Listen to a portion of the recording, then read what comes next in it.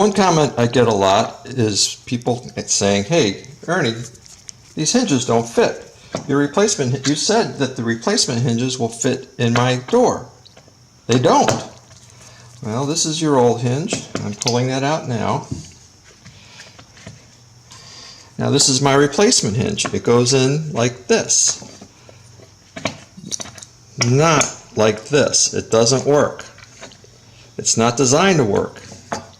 This one is. This one's a different design. And look at that. Look at that. It fits in the hole. The holes line up. And the screws go right in.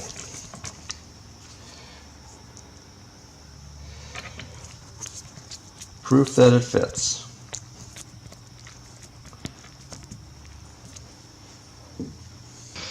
Once it's back on the cabinet, you would use the center screw for the left and right adjustments. It's not like your grass hinge where this removes the door. These hinges don't come apart. They're not supposed to. Then your up and down adjustment is right here. Just raise and lower the door as needed, and you're done. These hinges are available on eBay in the HingeMeister store or on HingeMeister.com.